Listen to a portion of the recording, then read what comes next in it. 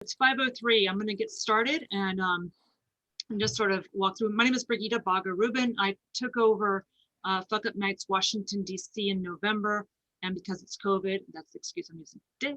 It took me a little while to get things up and running. But what we are going to do is meet once a month. And we're going to sort of follow the purpose of what F-UpNights is about, which is, hey, this is how we screw up professionally. This is how we manage to survive and share these ways that we've grown from it, and also how to avoid it, because I'm not really interested in repeating bad history.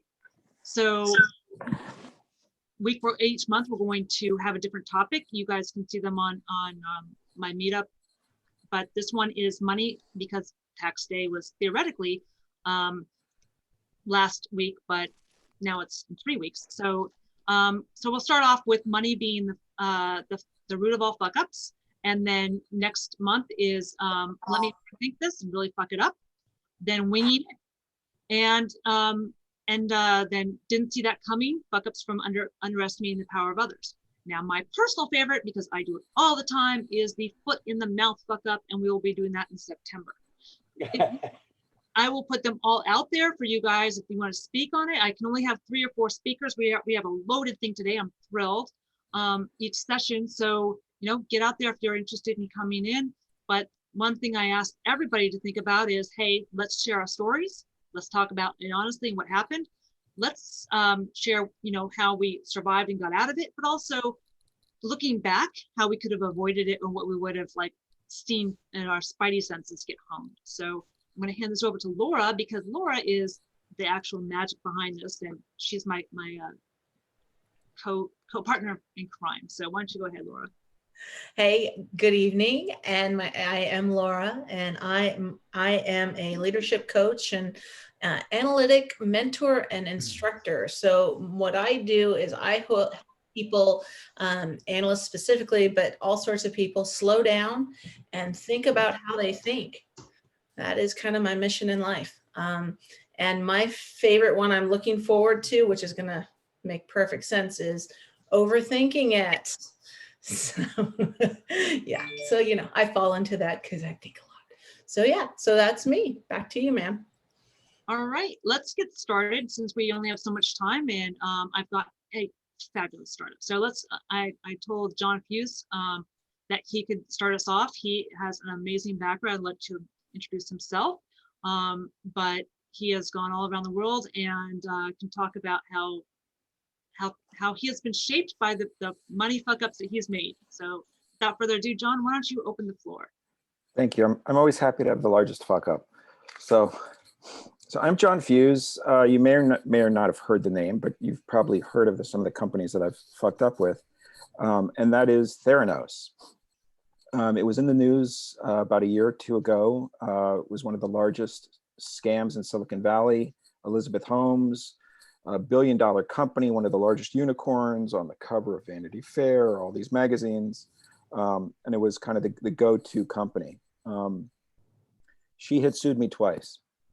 And as part of my absolute failures in understanding kind of in situational awareness, it cost me essentially my career, and was a $1 billion fuck up, which is why I'm where I am today, bouncing back in a different way. So let me talk to you about situational awareness and fuck ups. I was historically an intellectual property attorney. So we did patent litigation, patent licensing, and I should have known situational awareness, right? Because in the larger licensing deals, when we're dealing with Russia, when we're dealing with Chinese, dealing with Japanese, we would deal with kind of advanced techniques. So we would deal with neurolinguistic processing, right? Where you are using anchoring, you're using language to subliminally manipulate your opposing side, moving licensing negotiations. We would have honey traps out of the Chinese, where we would have people being recruited to be compromised before a hearing. So I grew up and I had a 25 career where I was keenly aware of kind of situational awareness and paying attention to the clues and what was going around me. One of the people I think that taught me that was actually it was Falk Sr., he was White House counsel for Ford. I needed his assistance. It had to do with Scud missiles back in '92. And I tried to get into a cab and he wouldn't let me get into the taxi cab because he said any taxi cab waiting shouldn't be waiting. We should use a different one. And more or less alerted me to the fact that every little thing mattered. And it really carried through kind of 25 years of being an intellectual property attorney. So along comes Theranos. I'm sitting at home. I had been a partner at McDermott, Will & Emery, and I had left McDermott over a disagreement having to do with the Chinese government. Started my own firm, was having fun. Someone knocks on the door and I'm being sued with a complaint. And I had never heard of Theranos. I only marginally had heard of even Elizabeth Holmes by that point in time. And she had sued me for theft, for stealing her kind of crown jewels for this billion-dollar company, right? So it was a big putting me in the spotlight. I should have known. The complaint was wrong. It said I was the board of director of a company that didn't exist, right? And that should have been my first clue that, you know, I saw that they said I was a board of director. I knew I wasn't. In my mind, this would have been an easy thing to fix, and we should have fixed it, and I should have been dismissed. But they amended the complaint and they didn't dismiss me, and that should have been a major clue. I should have paid attention in retrospect, that they weren't playing fair. We saw people outside the house tailing us. It was GPS fusion. David Boies was involved, and we were getting the full Weinstein treatment, where every aspect of our lives was being kind of picked apart to advance the Theranos agenda. And the Theranos agenda was essentially that somehow over a 2-week period, as a senior partner in a firm, I would have been going through trash cans looking for an extra paper copy of something that someone may have thrown out, and somehow stealing it and giving it to my father, who I was not talking to at the time. But regardless of what the facts were, the lawsuit continued, and I should have known that something wasn't right. I even went and started researching Theranos, realized they didn't have a product. I realized they were lying. They were lying when they were entering into agreements. I realized Boies was lying. I'm the one who uncovered that Holmes and Balwani were actually a couple, and started disclosing that information to the press. But I forgot to be situationally aware. I get dismissed from the case because Holmes lied. She said she didn't know I worked at McDermott, Will & Emery. I was on the website. It was an easy issue. They finally dismissed me from that case in the statute of limitations. She resues me and resues the firm in DC. The DC judge throws it out in the papers that it's the most ludicrous thing he had seen. But I'm still a witness. At that point in time, the case was going forward because I wouldn't stop going to the press. And I had my deposition taken. I was cocky. I had been through tons of depositions. I had routinely destroying experts in depositions. It was what I did for a living. I was the hired assassin, essentially. And I as a witness to a case, I was well aware of what answers they could use, what they couldn't use, what I could say and what I couldn't say. So if there was anything questionable that I was worried about being used against me, I would simply curse and add a little ad hominem at the end of the answer, knowing the judge won't allow it in. And that if it's a questionable issue anyway, add in the ad hominem, and then we need to cut up the thing. They're not going to be able to use it. I said fuck more than a few times that day. I accused the opposing counsel of engaging in bestiality. I've made several other accusations, and really kind of went after David Boies and his team at that point in time. Then my father, his attorney, a nice gentleman from George Washington University, decides he wants to do some additional questioning at the end of the case, and asked me if I was really improperly using some potty language at the end. So I will tell you what I said. So I was asked by the attorney. Now, mind you, this is after an entire day of questioning. My wife's in the hospital. There's medical issues, etc., and I'm just incensed that I'm still in this case. And I'm asked a question: do you think that what you've been through as a result of the allegations in this complaint may have affected to some extent the way in which you answered some questions in this deposition? Well, this was my father's attorney. I wanted to get out of there. There's an objection. Then I answer, absolutely. I am more than pissed off at these people. I intend to seek my revenge and sue the fuck out of them when this is over. And you can guarantee I will not let Elizabeth Holmes have another fucking company as long as she lives. I will use my ability to file patents and fuck with her till she dies. Absolutely. I was pissed. I should have known that David Boies was going to use that in his opening. But I didn't. Somehow I just totally forgot about that. So what happens when the case starts, even though I'm not even part of the case at that point in time, and there's absolutely no point to have me testify, that's his opening line. Well, that makes the news. And wouldn't you know it, law firms don't like that type of language, nor do judges. That was the end of a 25-year career because I got too cocky and I wasn't aware of my surroundings. I should have realized that I had someone coming after me who didn't care that I wasn't part of the company, who didn't care that they didn't have a product, who didn't care, the allegations were that if I got on the stand, they would be asking me questions about the sex life, who my current wife dated. And things like that had nothing to do with the case. I mean, full Harvey Weinstein type crap. And I should have known I was dealing with some pretty skeevy people, but I forgot. And that was the end. So the firm I was with decided that was it. They didn't need the attention. I had already left one big firm, started my own firm, came back to big law, which was unheard of. Leaving big law for the second time, there's going to be no return. So I ended my career that day with one mistake. Fortunately, the Russians played in our social media and I could figure out how to go hunt them. And I've started Verifex, and I am now in this startup world, slowly trying to take back over. But in terms of fuck ups, money, greed, situational awareness, that's my story. Happy to answer any questions anyone may have. We can have people raise their hands individually. If you'll raise your hand and then on the thing where it says reactions, and then Laura will pull you out one at a time.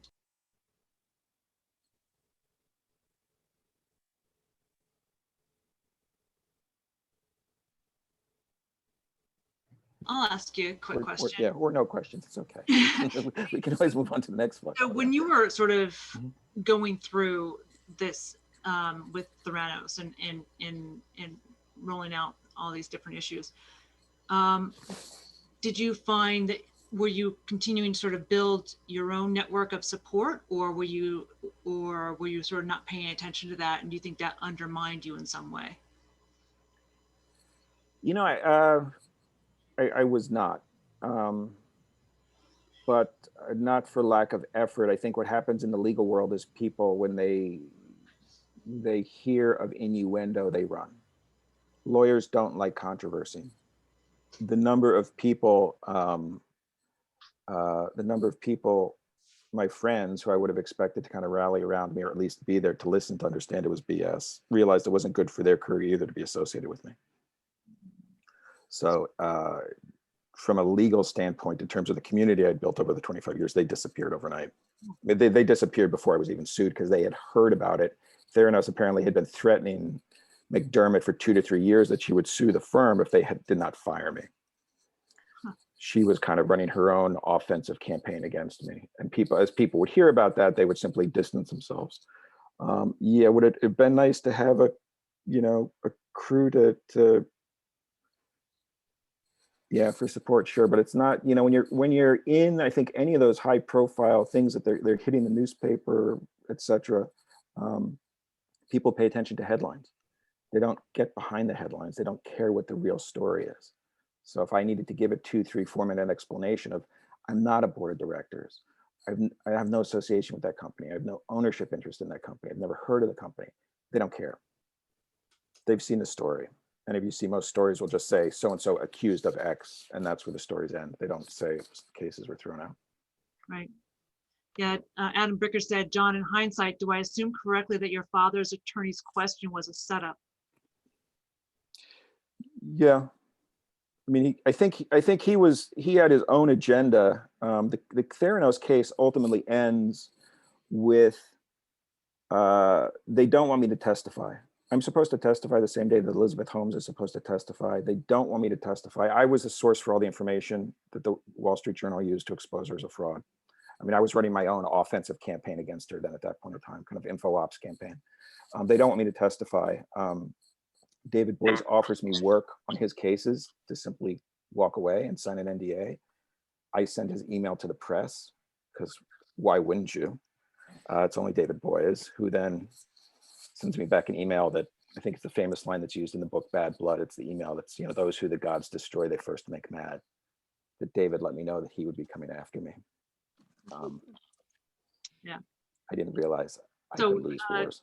James Cagle brings up the point, how do we avoid getting caught up in the moment? It sounds like you, for all your professional skills, still got caught up in the moment. I mean, I do it to an extreme extent too, so I totally need this coaching. Anger is one of the few emotions in your brain, and it makes sense, that doesn't actually get routed through the process of thinking on some level. It's a pure emotional reaction. So triggering someone into anger, you can bypass rational thought, which is great for offensive info ops, but it's also just, I should have forced myself to take a breath regardless of how I felt. And regardless of everything else I was thinking, I should have put in some form of procedure to protect myself. No different than I had lectured every single witness I'd ever defended. Breathe, wait 3 seconds, don't go with it. Just, pause. I should have done it. I knew to do it. I just didn't do it. I even screwed up. Yeah, Paulina Moore brings up the point, given Elizabeth Holmes' notoriety now, could you not resurrect your career and might time heal a lot of this, or is that not the case you're finding? In the legal world, it doesn't. The legal world, no one wants to scan, and it makes sense. Every other partner in a law firm doesn't want to have to explain a headline to their client. And it's just the headlines that are on the internet. And it's no different than any other scandal you read, whether it's political, whether it's business, whether it's a movie star accused of something. You don't care how it ends. You're just looking at the headline. And in that case, it was a very well-known woman with a very high-profile attorney that was on White House commissions, at the Obama White House, was on the cover of Vanity Fair's, billion-dollar backing from all of these famous people. Whose word are you going to believe? And then once people believe I'm a thief, that's it. I mean, and then from a law firm standpoint, no one wants to sit and hear a 10-minute explanation of why John won his cases. Adam Bricker asked, did you leverage any OSINT specialists for your offensive campaign? No, that was my doing. It's where Verifex comes from. I spent multiple years understanding how social media was being used and how I could use it offensively. So that's what did come out of this, is that you basically sort of parlayed all that into your new business. That became Verifex. That became my understanding of how social media was used to influence the population and hurt people's careers. At which point, when the Russian issue came up, I could understand how the Russian SVR system was working. I could then create an offensive system and I could move forward with Verifex. I mean, Verifex then is a direct result of the Theranos case. Excellent. Excellent. Well, thanks. I really appreciate you being so open with this. This is a huge thing, and it must have been really hard on you to go through so much for so long. Still alive. Yeah. Yeah, I was telling that to my child the other day. I said, it's 26.2 miles, but it's those 0.2 miles that just really kill you. Yeah, make it. Thank you so much. Cool. If you get a chance, John, if you're open to get LinkedIn's, if you'll share your LinkedIn profile online. I'm going to roll over to Brad now, and Brad's going to sort of talk about what happens when you try to teach people like me how to fly a plane. So go for it, Brad. Wow, John, that was insane, dude. I didn't really mess up. In retrospect, actually, I don't have a mess up. Yeah, that was, wow, holy cow. My situation was much more smaller. I teach entrepreneurship and I teach negotiation up at Penn State, and I've been an entrepreneur over the years. But when I moved to this area, there was no flight school. I was a flight instructor, and I thought, hey, I'm going to start a flight school here.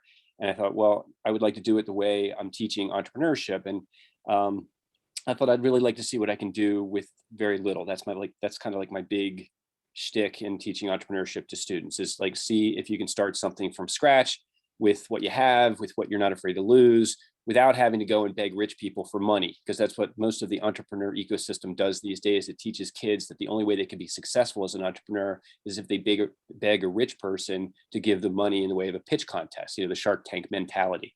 And, I often point at the Shark Tank gang and say, would you work for them? Would you really want to work for them? I mean, is that really what you do? Then just get a job, it's much easier. So one of my big favorites is turning trash to treasure. And I love the business model of the old barber shop business model, the beauty parlor one, where you have no employees. A beauty shop, the old ones had no employees, right? Like one person owned the place, and the chairs are rented. And so the beautician would come in, rent the chair, have their own customers. And I thought, wow, that'd be a great way to do this, basically tax-free, no payroll taxes, no infrastructure, all that kind of stuff. All you need is basically a steward, like one flight instructor, and specialist doctors set up the offices the same way. There's one doctor that's the specialist, that's the steward, who makes sure that if there's a secretary or the bills get paid, whatever, and then the rest of them come in and they rent their office. And I thought, well, I'm going to do the same thing with flight instructor. I'm going to find other instructors to come and rent my plane. And I had this very laissez-faire attitude. Now, early on, I was very laissez-faire with the instructors getting their own students, and all they had to do was rent the plane from me, and in the price of the plane covers all the overhead. Right off the left. Now you can't see anything around our area, but you do notice back to. So anyway, long and short was here, how do you do a lot with a little? And over the course of 15 years, we've had over 1,000 pilots. I mean, we've done, a couple $100,000 worth of flight instructing with one crappy old plane and no employees, which I think is kind of cool. Bad news about all that is, thank you, FAA, and thank you, insurance companies. You may or may not know this, but the FAA has this rule called, it has to do with overhauls. Every so many hours, your airplane needs to have its engine taken out and be completely overhauled. It's a very insane rule, goes way back, way back, way back. Nobody wants to be the first pilot flying the plane that's just been overhauled, because technically that makes you a test pilot. Before the overhaul, everything works really well and the compressions are good and the engine is good. And then, hey, the FAA, we're here to, we're not happy until you're not. That's their motto. And so they show up and, hey, you got to do your overhaul. Okay, so I have this little airplane. Quick thing on aviation economics. If you get a bunch of junk and put it out on a sidewalk that's aviation stuff, it could be about $100,000 worth of stuff. Okay, but if you put it in a pile and call it an airplane, now it's only worth $20,000. That's economics of aviation. That's how it works. So here you have this little junky plane that's really only worth $20,000, even though it has $100,000 worth of stuff in it. And ta-da, the number comes up. And the FAA rule, you got to get this sucker overhauled. Guess how much it costs to overhaul a $20,000 airplane's engine? $26,000. Yes, that's right. You put $26,000 in this machine that's only worth $20,000. Guess how much it's worth after you put the $26,000 in? $20,000. Of course, duh. Net present value. Anyway, my point is this. So my insurance, okay, now the insurance is a whole nother ball of wax. The insurance is going to insure your airplane for whatever it's listed at as its official price. There's one source, it's called VREF. VREF is this company of people that make up numbers. They assign them to airplanes. So my airplane is, the VREF value is $20,000. That means no matter what I put in it, I can never get more than that for the value of the plane. So in other words, I take $20,000 airplane, I got my insurance for $20,000, and that's it. It's only worth $20,000. I could put all this other stuff in it, and let's say I put a brand new GPS TV system in it that's a $50,000 machine. It's still only worth $20,000. If I hit it, it's only worth that much. Okay, so this is where my F up comes from. I didn't really I did the whole laissez-faire thing, and I'm like, they're instructors. They've been vetted by the FAA. I'm sure they'll know what they're doing. I'm sure they'll know what they're doing with their students. And I had this very, you have a very intimate relationship with your flight instructor, right? I mean, and when I say that, I mean, it's like, this is a person who is going to tell you that it's okay for you to get in an airplane by yourself for the first time and just go fly it, like, by yourself. So not only do you have to believe they know what they're talking about, you have to actually believe that they love you and actually give a crap about you. And you have to really love them back. Like, it's a very symbiotic thing, or it just falls apart. It's like, you're good to go, probably. Give it a shot. See, what's the worst that can happen? The wings fall off and you die. No biggie. So you have this really intimate relationship with each other, and you can't just like be asking each other for, crazy and the minutia. Anyway, I have a student. She's doing pretty well, and one of the things I require of the students is that they carry insurance to cover my deductible for my insurance. So, okay, so I've got my $20,000 airplane, and I've got my deductible on it, and it's $5,000 deductible. So I tell students, look, I cover the insurance. All you have to do is get the renter's insurance. That'll cover our deductible in the future, and you have to get it renewed every year. And rather than trust everybody, and this is early on, okay, I was just getting started, just getting a little revenue, just getting things moving. And I have a student who goes and has what's called a prop strike. Now, that sounds like a terrible thing. It's not a big deal. A plane comes into land and the nose is a little low, and blink, and the nose propeller hits the ground. And it immediately bends. Like, there's very little actual torque action that's going to happen to the engine or whatever. But again, thank you for the FAA. We're not happy until you're not. If you get one of those, mandatory, you have to have a teardown of the engine. Guess how much a teardown of the engine costs? $20,000. What? That's like the magic number. Everything's $20,000 for a crappy little plane. Anyway, long and short, she has a prop strike. Calls me up and, hey, Cheryl, how's it going? Oh, I had a prop strike. That pushed me off the runway. Oh, okay. Tell me, she tells me, are you okay? You safe? Everything's good? Yeah, I'm fine. Okay, good. So as it turns out, Cheryl had accidentally forgot to tell me that she had let her insurance lapse.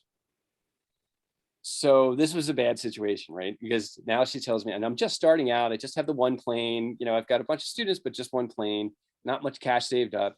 And she tells me, yeah, okay. So the insurance company says, okay, you have to do, FAA says you have to do a mandatory teardown. It's going to be $20,000. Oh, and by the way, there's a deductible. Oh, and by the way, she forgot to pay her insurance, so you have to pay the deductible.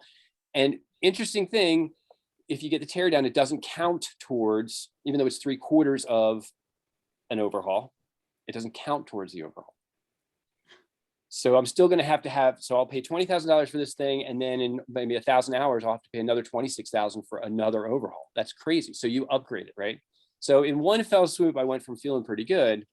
The insurance guy comes out and says, okay, well, look, here's what we'll do. We look at your plane, 20,000, and if it costs more than 3/4 of the value of the plane for us to fix it, we'll total the plane. So we'll give you a check, but then you have no more plane. It's like, I'm just getting started. I just got a plane. It's hard to find these kinds of planes. So he looks at it, he says, okay, we'll pay $11,250. That's the most we can give you. And less the $5,000 deductible, we'll give you. Okay. So in other words, I just got hit with basically a $30,000 bill out of nowhere because my student had a little prop strike. And so again, it's nothing compared to what John went through. And I'm almost embarrassed to tell you this story, but it did happen. It was definitely an F up, and I did learn from it. And what I learned from it is that the FAA is always there to help. And you have to stay, even though you can be laissez-faire, there's some things you have to stay on top of. And that's basically what I learned from it is, and we never had a problem with this again, is I always, make sure that I'd have to standardize a little bit. And I guess that's the moral of the story is like, if you want to go Uber on something, which is basically what we're doing, there is some degree of standardization that has to be done, and it's your responsibility to do it. And I guess that's what I learned. So it has never happened again. And Cheryl is a pilot now. And as I said, we've had over 1,000. I was just telling Mark, we have a couple C-17 pilots out there. We have our very first astronaut, very exciting. We have a number of commercial pilots that are out there. And I've actually just in the last year retired from doing pre-private students. And now I just do flipping the airplane upside down the safe stuff, and much more fun. So that's what I got for you. Wow. So you didn't actually weren't in the plane during this happening at all, though. But and she was injured. I She take it. soloed. She was soloing. Okay. Right, exactly. And I supervised the solo. She would call me up and say, "Hey, I'm going to solo today. Okay, let's look at the weather. No winds. Okay, not raining. Good. You can see Mount Nittany. All right, sounds good. Go for it." And I didn't have to stand there and watch her do it. But she made a boo-boo. She wasn't thinking. Boo-boos happen. But wow, that was an expensive boo-boo. It was, and it makes me think like we talk about the age of flying cars, right? Because I'm, I went to Penn State to get my degree in innovation, and let's talk about, hey, next thing we have is flying is planes. So is this the same kind of approach that we're going to have when it comes to a flying car accident? Total tear down every single time you run your bumper into a tree. So I think unintentional consequences of bad policy, right? But well, that's what happens when you get the government takes over every aspect of. I mean, if you want to see what an industry looks like when a government takes a hold of it and strangles it from its inception, take a look at aviation. In 1918, the government took over because they didn't want scary people flying around throwing bombs out. And since then, if you look at the innovation that's occurred in aviation over 100 years, it sucks. I mean, it's embarrassing. I mean, the amount of flying cars, I think that's fiction. I think you'll never see that. I think you'll see Peter Pan come out of the grave and be alive again before we see that happen. In my view, unless that thing is so regulated that the most you can fly is 3 inches at a time. Wow. So more like a hoverboard, right? Yeah, maybe. I mean, look, the FARs, the Federal Aviation Regulations, were about that big. They were about that thick when I started flying 15 years ago. They're that thick right now. You can't actually do all the rules in the FARs without breaking rules. Mm-hmm. So good luck. I quit flying when they start having flying cars. Harvey, go ahead. Sorry. Oh, quick question. I just saw a piece, Facebook, my primary news source, but apparently what happened was there were 2 persons in a Tesla. And they caught on fire and burned to the ground? Yeah. And they had to call Tesla to figure out how to put it out? Well, there was evidence that there was no one in the driver's seat. There was someone in the front passenger seat and someone in the rear. And it hit a tree, and they were both immolated. Yeah. Incinerated. Yep. And so what you're talking about, apropos to the discussion on flying cars, I think autonomous vehicles are just a different version of that, and that they, under normal circumstances, wouldn't leave the ground. But I think it's rife with problem, which will probably be overregulated and not contribute much. Well, there's a reason you can't fly drones in any populated area, because they have batteries on them that if they catch on fire, there's no fluid on Earth that can actually extinguish them. Exactly. I mean, a simple thing, I mailed something for repair. Happened to be a wristwatch. So that I had to answer a list of questions about like this with the postal clerk about what was and was not in the package, because it'll probably fly because it's first class mail to Washington State. And certainly lithium-ion batteries is on the list. I mean, it's quite interesting. It is. And it was funny. I remember when I first started out here working in DC, and I worked under this amazing person at DARPA by the name of Michael Goldblatt, who's since moved on to a couple of other organizations.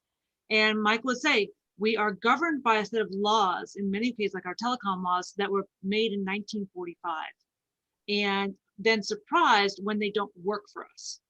But because we haven't changed that, you then get Uber and Lyft and Airbnb. They're saying like, you know what? They don't apply to us. So see what happens. And so now we're seeing things fought out in different ways across the board. And it's going to be very interesting to see as these different materials emerge, as different things come out and say, well, we don't have a policy for that. We don't have a law for that. What's going to happen besides, I don't know, 5 million people doing a class action suit? How is that going to affect you if you're an entrepreneur in this space? Are you going to get your butt sued? Possibly. Or maybe you're able to absorb it like the Pinto cost and move on. I don't know. So yeah, somebody said, famous 9 words you never want to hear. I'm from the government and I'm here to help. I work for some people that are amazing and I love them, but they will be the first ones to say, like, we are our own worst enemies in many ways. And it's unfortunate because every single person I know in the government, all they want to do is serve the mission and do the right thing. But we've got a lot of pain in the way of that. So I really appreciate Brad, and you're totally correct. I think we need to overhaul FAA, just one of the systems, but that's maybe I'll do like a 12th session on I'm from the government and here to help session, and we can talk more about the FAA.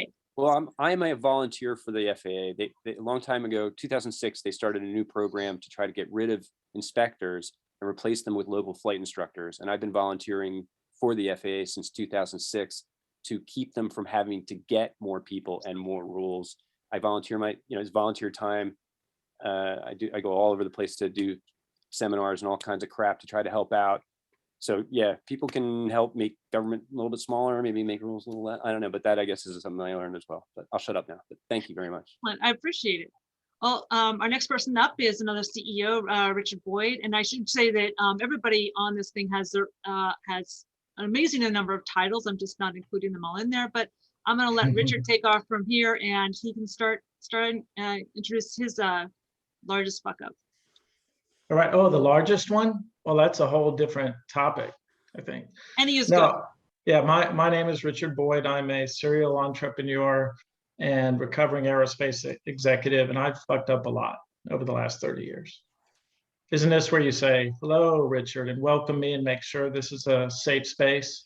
I don't know how this works really, but yeah. So my background is a little bit different. Working in movie industry and in computer gaming and in aerospace, as I mentioned, now working in artificial intelligence and machine learning. But I'm going to take you back very quickly to the 90s, since you said tonight the topic is money. But I think of all the topics you talked about for the next year, I could have stories around every one of those topics. But I'm going to tell you a little story about money and the strings that accompany it always, right?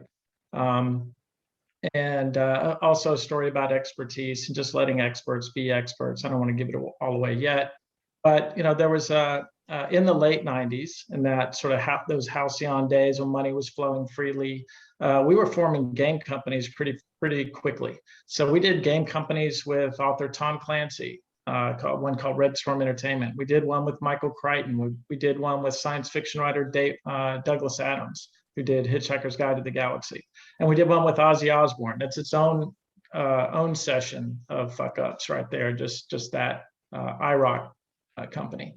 But so the difference between our big success with Red Storm Entertainment, if you guys are familiar with that, one of the most successful game franchises ever, probably, making realistic tactical shooter games. We came up with this really great model at what was called Virtus Entertainment, where we would put in this technology. We had this game engine. We just called it Open Space, but back in the 90s, you had to build your own game engine first. And we did a model where we owned half the company, Clancy owned half, and then we had Pearson throw about $25 million into the thing. And Tom was great because he said, hey, you guys are the game experts. I don't know anything about games, but I'm writing this book called Rainbow Six. And we were actually building the game at the same time as he was writing the book, right? So some of our guys who worked on the game are actually characters in the book. But what was great about him is he said, look, I don't know anything about making games. You guys do the game stuff. I'll put you in touch with the FBI hostage rescue team. And we actually put some of our programmers, with tattoos and piercings and stuff into live fire exercises to learn things like pieing the corner with your weapon and checking your six and all that sort of stuff, and translated that into a really successful game when everybody said, hey, you're crazy. No one's going to want to play a realistic tactical shooter game where one shot kills. And that, in fact, was the tagline. But now we know it is one of the most successful game franchises out there. Now, following on the success of that, we started talking to everybody from Stephen King to Margaret Weiss to Orson Scott Card to, like I said, the other people that we mentioned. Ended up inking a deal with Michael Crichton. The first game we did was around his book Timeline. Same thing. He's writing the book while we're actually building the game.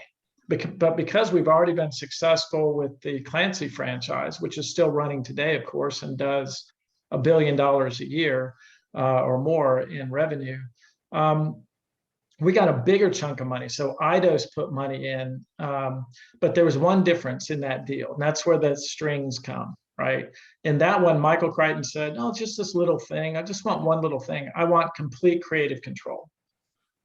And we probably should have said, with situational awareness, like John said, "What do you know about making computer games, Michael?" But again, if you ever knew anything about Michael, again, he's 6'10", brilliant guy.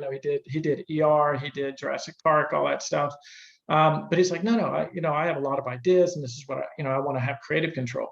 So we had this great budget. We hired like Ron Cobb, the guy who designed the spaceship in Aliens, to be the artistic director. We had this symphony composer doing the music. We actually released a CD of just the music in the game. We made the cover of Computer Graphics World with some of the graphics and the multiplayer engine we built for it. And we were just about to release. And if you guys know anything about computer gaming, Christmas is big. So we'd already spent 2 years building this game. We'd spent $30 million, which was big at that time, building this game, and it was already getting rave reviews. So we went to, some of the big game conferences and stuff, and showed what we had, and people were just buzzing about it. They couldn't wait to play it. But Michael was, coming along behind, like checking all the graphics, and he wanted a little like educational bit that teaches about 14th century France. If you remember the book and the game, and then it was a movie, right? It was about scientists going back in time to 14th century France and learning really how nasty, brutish, and short life could be in 14th century France. There was a lot of knights riding up with a sword and lopping off people's heads. It was pretty gory and pretty difficult environment. But what happened was that summer, right as we were getting ready to release the game for Christmas, and everything was coming together and it was looking beautiful, somebody broke into Michael Crichton's home in Los Angeles and tied him and his 14-year-old daughter up, and while they ransacked the home. And it's not even clear that they knew exactly whose home they'd broken into, but they tied him up. And Michael was a very spiritual guy. And again, if you've ever read any of his sort of side pieces where he could bend spoons with his mind, the first time I met him, he started telling me about my aura. He believed in afterlife, spiritual things, all sorts of really interesting ideas buzzing around in that, in that brilliant mind. But right after this event of being held hostage, he flies here to North Carolina, comes in, sits us all down. And I was working on a separate company at the time, but I came in to listen because Michael Crichton's here, right? And he starts talking about what had happened. And he goes, "Look, I've had this epiphany." And the epiphany is there's too much violence in video games. Even though Timeline is the whole thing, and the movie, if you saw it, it was lopping off heads, a lot of violence, a lot of death. And in the game, we have these siege, castle siege scenes. And of course, one of the most dramatic things that can happen to you in real life, or in the movies as you're watching it, or certainly in a game, is sort of getting killed, right? And that was a big part of the game mechanic that we had in this game. But he said, I've had an epiphany. I want us to take all the killing out of the game. And we're all sitting around looking at each other. And finally, I'm like, Mr. Crichton, won't that, remove a lot of the dramatic tension in the gameplay if you can't die? And he just goes on this rant, like, nobody trusted me when, nobody believed me when I came up with the idea for ER. Nobody trusted me when I came up with this idea, that idea. I want us to make a game that my 14-year-old daughter will play that just is beautiful and is educational. And we're like, Mr. Crichton, well, I'm just going to throw this out here, but what if, just bear with me, what if 14-year-old girls don't buy medieval fighting games? Let's just say that happens, right? And again, he goes on another rant, but because he had that creative control, and we were all going like, look, we make games for a living. We understand it was just a nightmare to spend $30 million in 2 years of your life working on a game and have him come in and said, hey, I had a dream, or I had an epiphany. We're going to take it all out. And sure enough, if you go read the reviews of the Timeline game, they're like, what happened? We saw the previews of it. We saw it at the Game Developers Conference. And now we start playing it, and you can play the whole game in like 3 hours because you never die. You fight the big battles, and everyone just sort of gives up, right? And it was just horrible. It was a horrible experience to live through and watch and see this beautiful game that everyone poured their heart into, that all this money and expertise went into, but you had someone who said, no, I have the final say. And despite your expertise and all of your objections, we're going to do something completely different at the last minute. And it just scuttled the whole thing. So that's the lesson, is when you take money, and I still do that today, I don't just take money from anyone. I want to make sure if it's an investor in a company I'm doing, or when Lockheed Martin bought my last company, it was about how aligned are our values. And what am I going to do? Like when you buy my company, there's things I don't want to do, but hey, space travel, renewable energy, healthcare simulation, I'm in. But don't put me in charge of missiles or anything else. It's not that I know we need those things. We got to blow stuff up sometimes, but that's not what I want to do. I want to make sure our missions, our values are aligned, and I can continue to do what I want to do in the context of your company and with the money you have. But that's an important lesson, is when you take money, make sure your values are aligned, your goals are aligned, and of course, check the fine print and all the strings that are attached. That's my story, and I'm sticking to it. That's one of the 50 fuck up stories I can tell you. Any questions?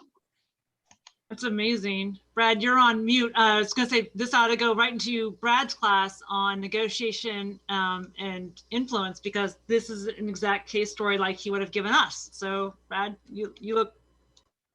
Absolutely. Yeah, I would love to chat with you at some point. That's really amazing. Yeah, I didn't even get into liquidation preferences and all, because we did sell Red Storm Entertainment to Ubisoft. And I'd done my calculation for what my check was going to be.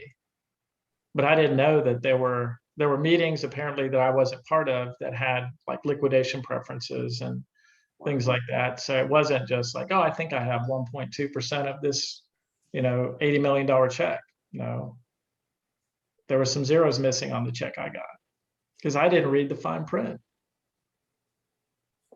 The big print giveth and the small print taketh away. Right? Exactly.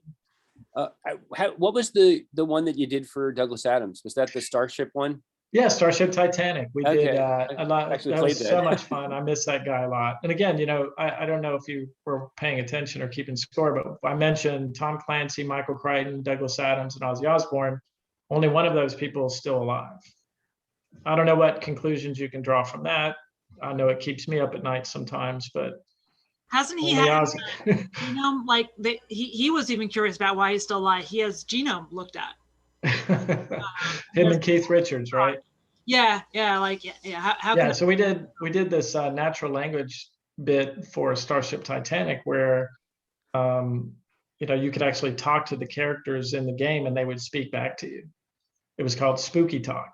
That was, and again, we're talking 1996 or so. So that's another story. I played that game several times. I remember the Spooky Talk. I actually have a Mac that will actually run on in my basement. Fantastic. I may have to go dig that out tonight. That was a great game, and Douglas Adams. Yeah, nod to Richard Harris, and I can't remember all the other guys who worked on that with us, but a lot of fun. Never a dull moment in the 90s. Not that it's dull now.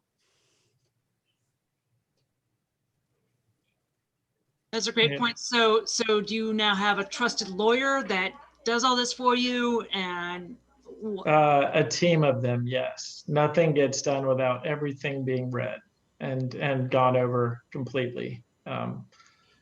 Because you like I said, it's about alignment. And of course you can legislate things to death, but it really comes down to make sure that you can look across the table also at the people and realize that you are aligned in mission, values, everything, because it is a kind of a marriage, right? When you take money from somebody, it's not just like, oh, thanks for the money, and now we're going to go do whatever we feel like doing. There's always strings attached.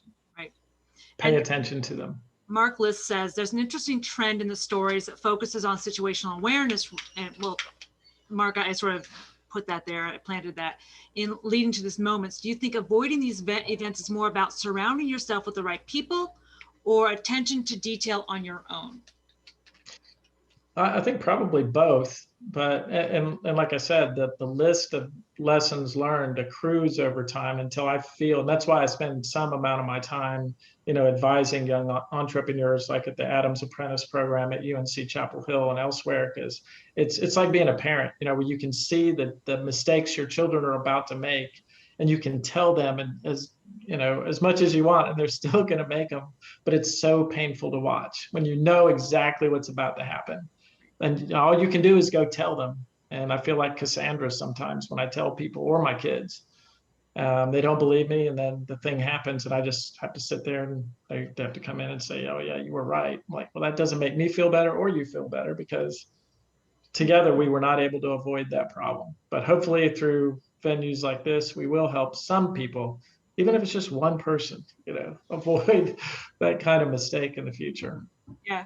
Or at least to share, like one of the things I always joke about is in government contracting, you find those government lawyers, the government contracting officers, who always find a way to get to you to yes. And like you said, hey, you need to talk to this person. Or like I'm going to call up my father-in-law right now, Harvey, because if I ever have a FAR question, he knows it up, down, and backwards. I can say, hey, Harvey, what does the FAR say about this, and how far can I stretch it? Let's all have Harvey on speed dial. Yes. Yeah. Well, I would interject that the federal acquisition regulation is probably this thick, and it was written by a committee that never met, and it is self-conflicting in more ways than you'd ever want to count. That's true. We've actually looked at applying machine learning to deconflict compliance rules. Ah, good luck. I mean, that's the only hope, honestly. Yeah, I think. But what used to happen, in addition to the fact that the regulation was so bad anyway, inherently, when you'd get your annual procurement audit, the auditors were working by memorandum. They would get a memorandum from the section chief, and essentially it was this year's hit list. In other words, it was almost like the story about a traffic cop is sent out on his tour of duty with a full ticket book. And if he comes back with a full ticket book, he must not have done anything. So he's chastised for that. So you got to write tickets. So they needed to find fault, even if they had to make it up. And there was no debating it, nor any court where you could have it tried. You just had to take it. That's horrible. So like owning land in Italy. Yeah. Well, yeah, exactly. I mean, so if you try and reduce it to AI, okay, you might get a cleaner body of work to work from, but leaving that human element in, such as it is now and has been for, I guess, since the beginning, it's, I don't know if it works. I mean, as somebody, Brad mentioned with the FAA with the rules being like this. I mean, we used to have, as a joke, it wasn't really a joke, but it was a copy of the contract from the US Army to the Wright brothers for the first military airplane. It was a single page, 8.5 by 11. I don't think you can buy any. I mean, the aircraft obviously become more complicated, but it didn't have a whole lot to say. Right. So we're running out short on time, and Laura just reminded me that we've got Mark still left here, and Mark's going to tell us, like, when all else fails, you're just going to have to chew on some glass. So with no further intro, I'll let you go from here. Okay. Great. And I'll probably go a few minutes after 5. If you need to run, feel free. And then I'm free to stick around too if there's Q&A after. Thanks.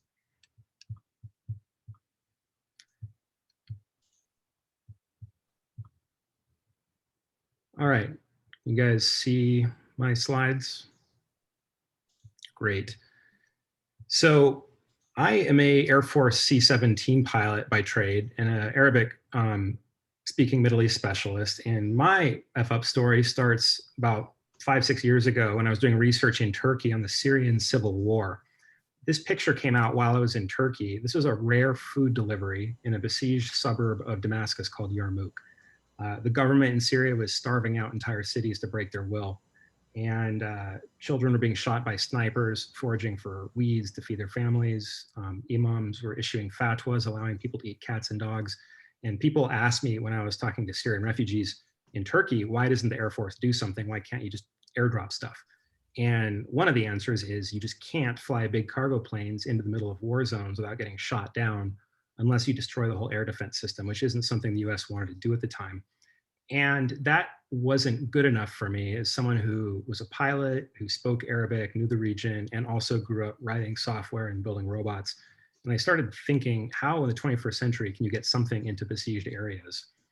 And long story short, over the next 2 years, I built a nonprofit corporation called Uplift Aeronautics, not to be confused with a different company now by that name, trying to build a paradigm for swarming airlift, using large numbers of small drones to swarm relief into besieged areas.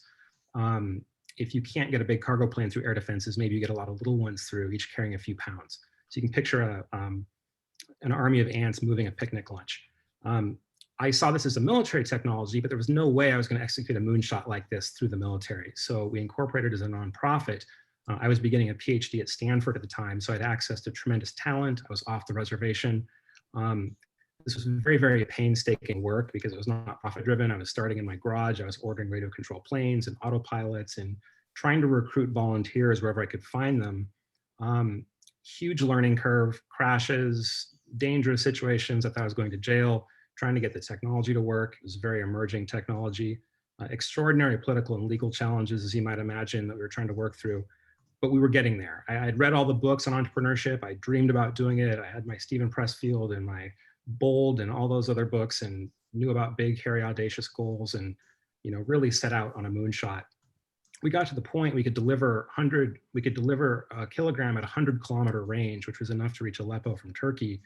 And this all culminated in a climatic event where I'm friends with the owner of an Arab refugee center in Sacramento, and we had a bunch of families come out, Arab, Iraqi, and Syrian refugees, and we taught them how to operate this paradigm to deliver aid. We had women making parachutes out of garbage bags. We had children decorating boxes with messages of hope and healing, showing that we could actually do this. This was a paradigm that could not just deliver some aid, but maybe have political effects of sending a message of hope and healing, almost like the Berlin airlift.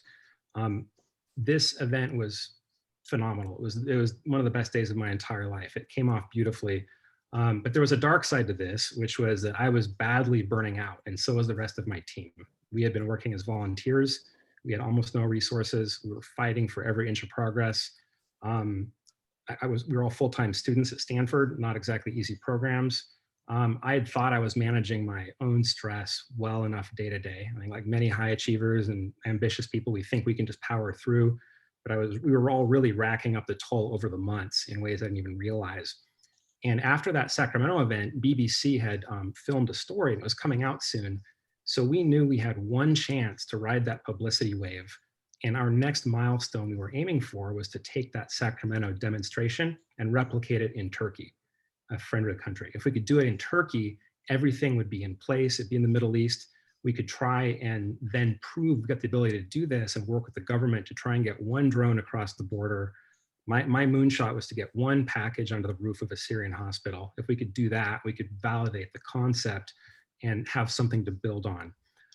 So we needed to get to Turkey and we needed money.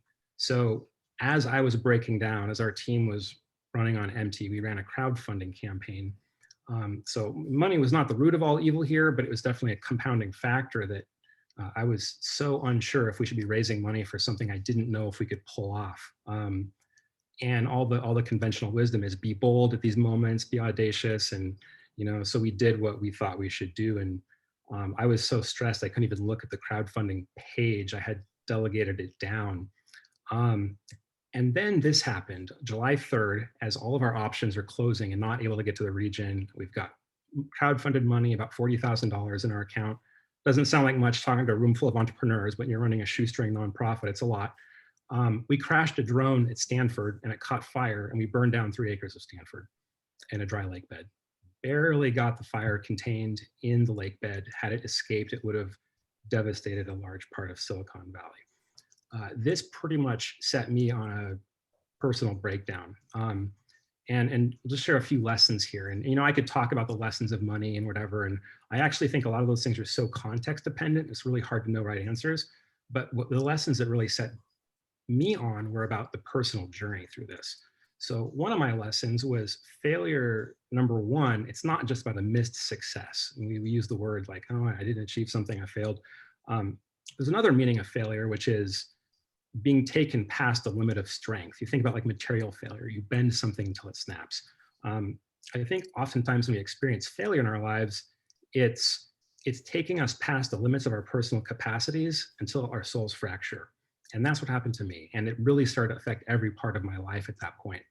Second thing I learned is it's not a one-time event. When we talk about maybe the recovery process from failure, what I learned is that failure itself can be a process, because I was still in the captain's seat with money in the bank and a team that was breaking down and all kinds of commitments strung out. So, you know, we just heard about, you know, you take money, it comes with commitments.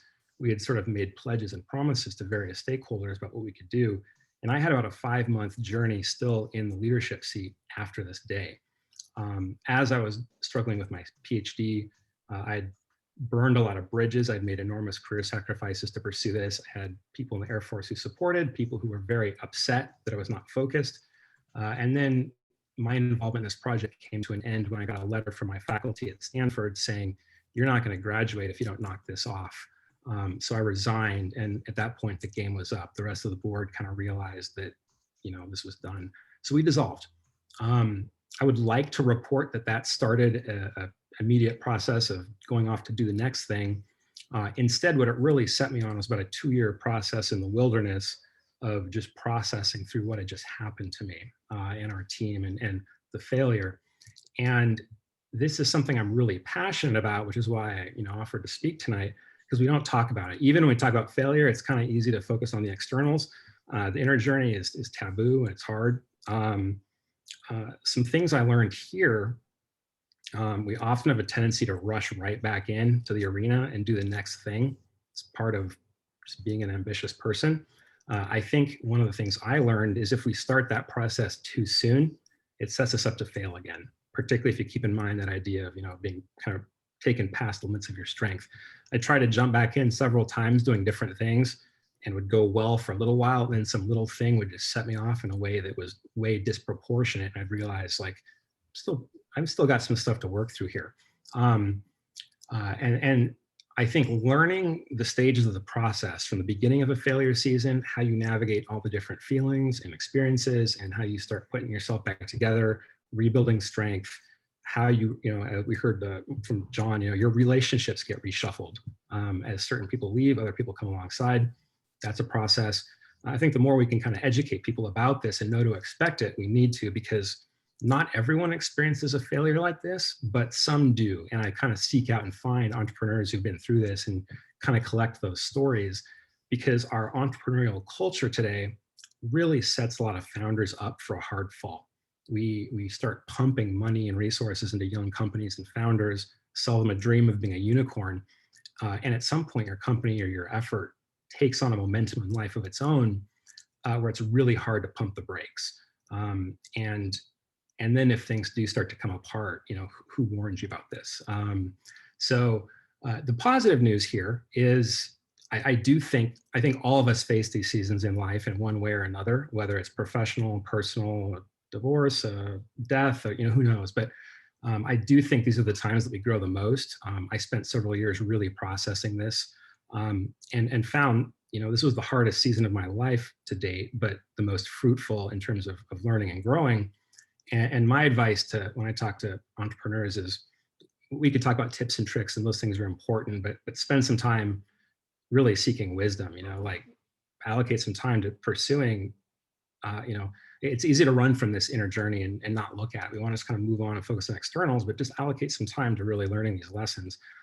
So if you'll indulge me that, well, actually another happy ending, I guess, to the story is I did go on to found another effort. I found and led a counter UAS and UAS drone software development team in government at the Defense Innovation Unit, leveraging my experiences. So I find it cheesy to say I failed my way to success. What I've found is it's always an oscillation. It's up and down.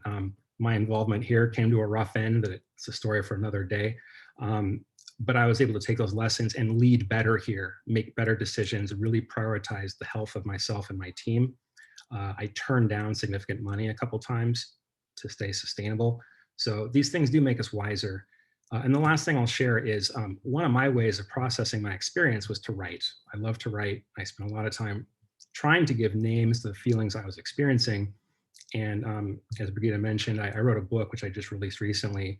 The book I wish I had when I was going through this. These are some of the chapter headings. So you can kind of see that the milestones: failing, aftermath, healing, renewal. So if any of that catches your interest, that's out there. And I'm really just passionate about finding those people that need that message and connecting. So if I can be of help with that, let me know. And thanks for the opportunity to share. Wow, thanks so much, Mark. I did share a link to your book as well on Amazon, at least. And I think this is a beautiful segue into closing out this segment of our first session. Since Mark sort of shared that, today is the anniversary of my sister's death. She died today in 2015. And like you said, with sort of the burnout, what you get, and how you get through each thing. I read something very interesting that said, what part of me is going to live on in you? And I think everything we do, there's parts that can be like pulled in that are burning and killing us. And then there's things that we go forward and help us grow.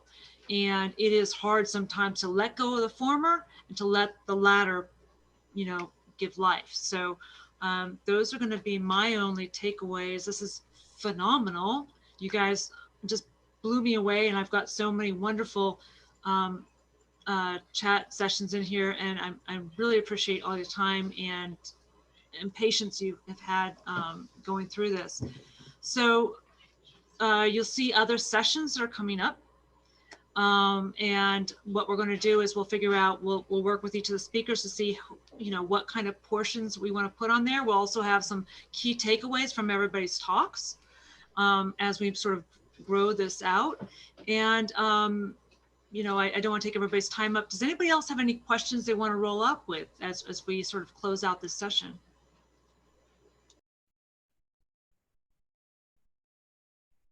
How about volunteers for the next session? So if you want to, you can talk to me afterwards. It can be the next session, a session after that. We've got, I've got them booked all the way into January, February.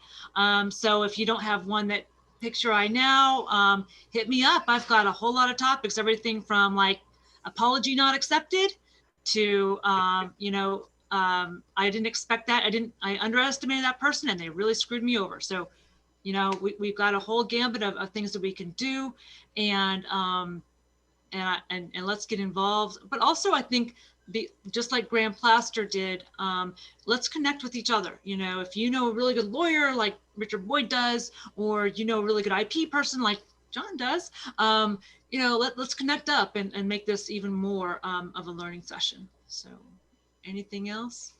Thank you, Brigida. This is amazing. And thank you, Laura, for making this all happen. This was seriously awesome. Well, thank you so much for joining us. Laura and I have a lot of work to do, but also if you are not already in the meetup, join the meetup as well. I will try to do what I can for LinkedIn and grow out the LinkedIn group. This is my first social media platform, so you're gonna give me some grace. But we're going to continue to grow this out, and I hope each one of you will, come back, but also tell other people, hey, you should try this out. So See you next time. All right, Laura, let's stay on board, but everybody else, we'll see you in a month. Thank you. This was great. Thank you. Have a good one. Yes, thanks. Bye-bye. Thank you. Thank you. Thank Bye. you. All right, thanks very much. All right, thank you. Thank you, guys. Thanks, Harvey. I really appreciate you coming on, and thank you, John. Oh, Harvey, Mary, you're going to come talk to Harvey? Hey, Grandpa. Oh, hi.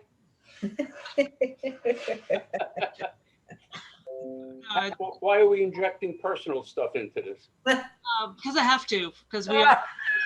It's life. I was gonna say, you saw my cat, probably. Yeah, this happens. Cats do that. Yeah. Well, and I did call him out as somebody like, if you know a contracting person that knows everything about everything, you should have Harvey in. Yeah, I'm trying to figure out what cats used to be attracted to before the keyboard was invented. I know, right? It's so true. She's been locked out all day, so I had the door open. I was like, all right, this is supposed to be a happy hour. I don't have liquor, so I can have the cat. Yeah, that sounds Next month I need to have the liquor. This was heavy stuff. It was good, but it was heavy stuff. Yeah, I think I was really impressed with we had a really good arc. I think that worked out well. I had talked to everybody ahead of time about what their story was going to be, with the exception of Richard. Richard said, hey, I want to talk, but he didn't say what he wanted to talk about. So Mark had contacted me about 2 months ago.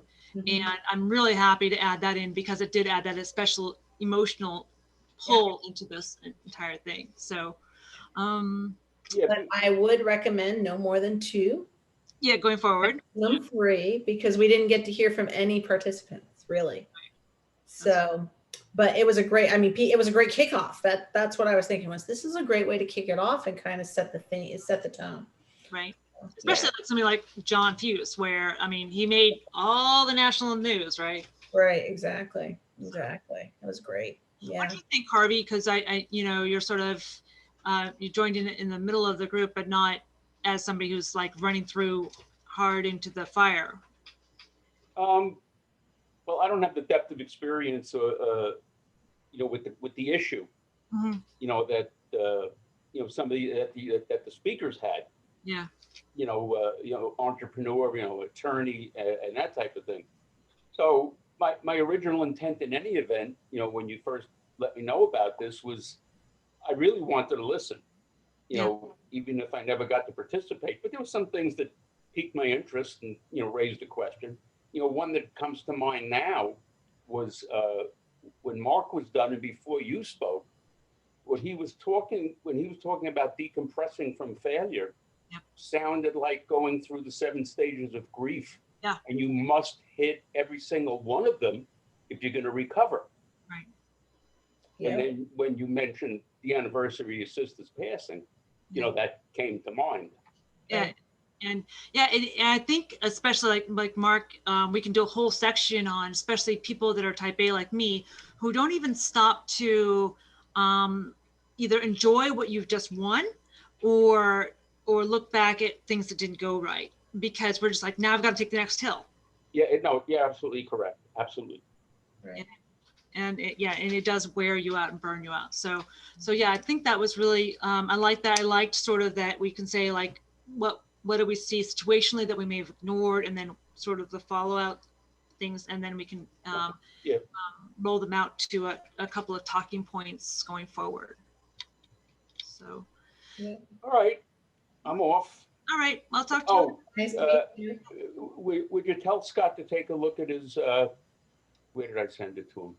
I got it. Was it a text message? He said he got it. I haven't had a chance to respond yet. No, that's okay. Not a problem. He got Just backtracking. Yeah, he got dinner duty today. Yeah, I'm making dinner and letting Brigitte run her thing, and I'll appear. See, I appear, and then I don't. You're a good lad. All right, I'm gonna duck out. All right, take care. Thanks, All Dad. right, really good. Okay, bye-bye. All Nice meeting you, Laura. You too, Harvey. All right, so Laura, what do we need to do next? We have a few things that we need to hit. Well, because now we're doing this monthly, right? Yeah. So, Okay, so see here, my next session is the one that was scheduled, is going to be overthinking. okay.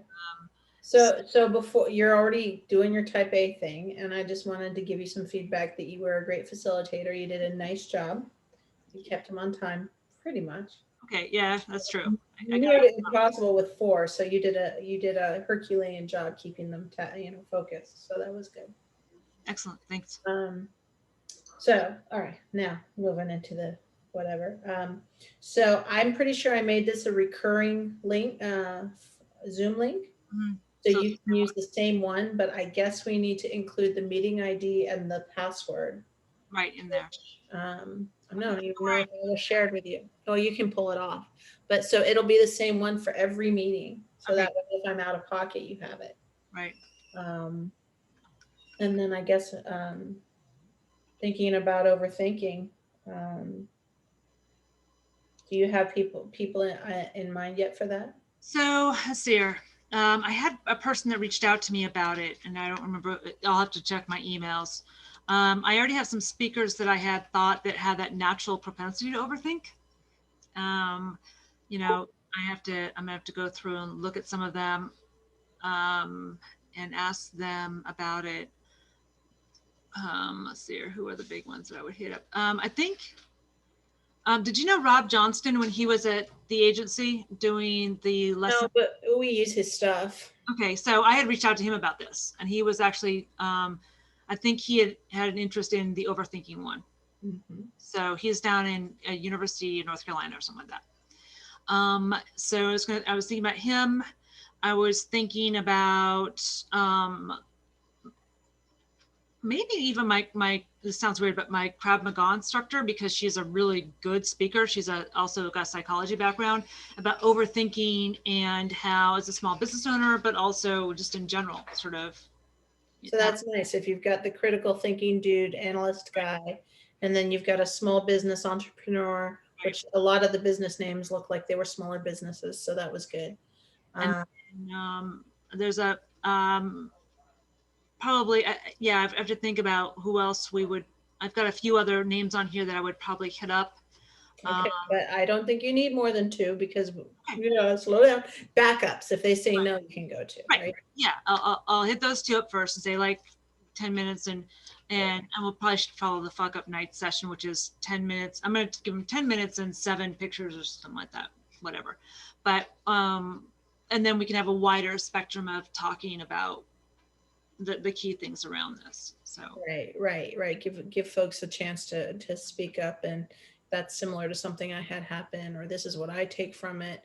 Right. So yeah, because there's a lot of knowledge in the room, I think. So and I don't know how many times people are going to come if they don't get to speak up. So we'll see. Yeah. But sometimes also I notice, like in the one in Graham Plaster's group, and his group has been around for a long time. There's only like 3 or 4 that speak up regularly, and there'll be 60 people on the call. Really? Yeah. So it's very interesting. People take a little while to find their voice. Some people only prefer to be on chat, and their chat's like crazy, like goes all the way through, like super crazy. But it's just people getting uncomfortable, getting past their into their comfort zone. From what I've seen. Right. So right. Yeah. So if we create the space, though, I think they'll fill it. So. I think so. And they start getting something out of it, like, hey, you know what, this is really fun, or this is very interesting, and things I hadn't considered, when I was doing that. But one of the biggest things that I always joke about is that we can start breaking down some of those perceptions that, well, I only screw up once, or I only did this. I do like the fact that, like what John Fuiz said, was I did the opposite of what I tell every single one of my clients to do. I didn't take a break. I didn't practice what I preach. Exactly. Right. And I knew better, and I just couldn't help myself.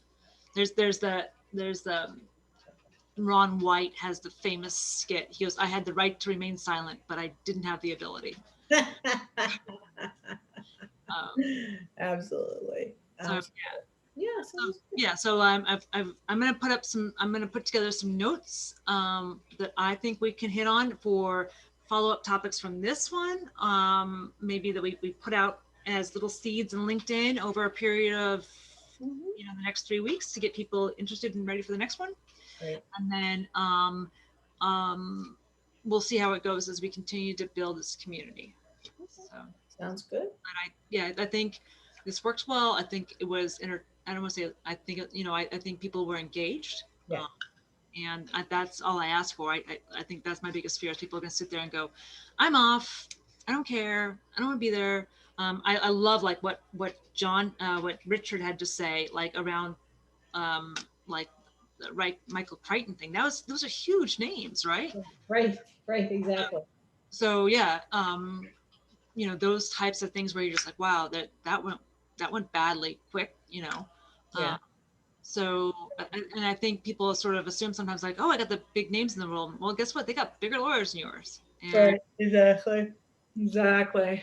Oh my gosh. so yeah, that gets ugly quick. But this was, I'm happy how it went. I feel good. How do you feel? Oh, good, good. I think we're tweaking well, and I think that it's gonna come along. Yeah. Yeah. So now we sort of create the content to go from here, and I'm going to be a good little student of leadership, and take a break. I'm going to go change my clothes, relax a little bit, and then sort of start to process this through. Karen Vianney, one of my friends from MITRE, who's in the tech transition group, said, I can't make it. I'm really sick. And I said, okay, we recorded it. So I'd love to hear what she has to say, because this is a big thing with her too, and see what key things she wants to bring from it. The other thing I was going to tell you is I got a really interesting thing from another group that said, hey, you know what? I really want to be here, but I can't. And so we're getting a lot more traction, and our group has grown a lot too. I don't know if you saw that. No. I just keep getting the emails that so-and-so's RSVP'd, and it's nice. Yeah. So I think we started off at like, it was fun. At first I was sort of sad when I took over leadership, and then I started putting stuff out, and like one person dropped, and then I thought like 20 people added to the meetup. So, so that's good. You know, we can start sort of defining that, but also defining who, as we go forward in Space to Fail, is going to be part of it. So I think Mark is a really good person to have in that room. Well, and the other question to consider is, what do we value? Is it quality or is it quantity? Because I can't, first of all, we can't have over 50 people on my Zoom. No, right. We have to find another venue if it goes over that. And then the other part of that is, do we want that? Because do you lose the conversation? Do only 3 or 4 people participate? Right. So, and we get the same opinions then too. But right. Yeah, and that's, I don't want to become that self-licking ice cream cone where we're sort of also saying the same mantras over and over again. Yeah. And I want to hear more creative problem solving. It was interesting. My friend Denisa weighed in, and she didn't say anything. Usually she's very loquacious.